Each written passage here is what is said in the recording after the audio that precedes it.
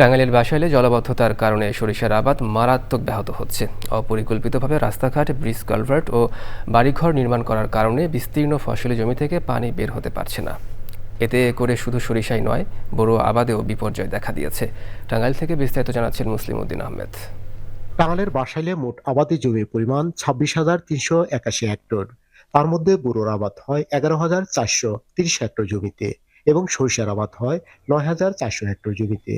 অনুকূল পরিবেশ পেলে উপজেলার মোট জমির অর্ধেক অংশে সরিষার আবাদ হওয়ার কথা, কিন্তু অপরিকল্পিতভাবে রাস্তাঘাট, ব্রিজ ও বাড়িঘর নির্মাণ করার কারণে বিস্তীর্ণ ফসলি মাঠগুলো দিনের পর দিন পানিতে ডুবে থাকে।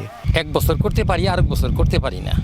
এই জন্য এখান থেকে যদি পানি নিষ্কাশনের কোনো ব্যবস্থা গ্রহণ করা হতো, তাহলে আমরা এই সরিষা এবং সবজি টবজি এগুলো আবাদ করতে পারতাম। খাল কেটে যদি একটু বাইকে দিতে পারতো তাহলে আমরা একটু ভালো হতো। সরকার আবেদন যে এটা কোন অবস্থা পানিটা এটা দূর করণ যায়, এটা তার আমরা অনুরোধ।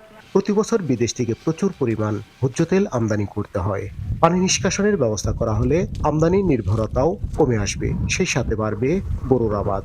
পরিকল্পিতভাবে যদি কালভার্টগুলো স্থাপন করা হয়, তাহলে কিন্তু এই বিস্তীর্ণ অনাবাদী এলাকাগুলা চাষের আওতায় আসবে এবং বাসাইলে সরিষার যে লক্ষ্যমাত্রা এবং বোরো আবাদের লক্ষ্যমাত্রা নির্ধারণ করা হয়েছে, তাহলে একই সাথে সরিষা এবং বোরোর উৎপাদন বৃদ্ধি করা সম্ভব। বাসাইলে প্রতি বছর 1,350 মেট্রিক টন সরিষার আবাদ বেশি হবে।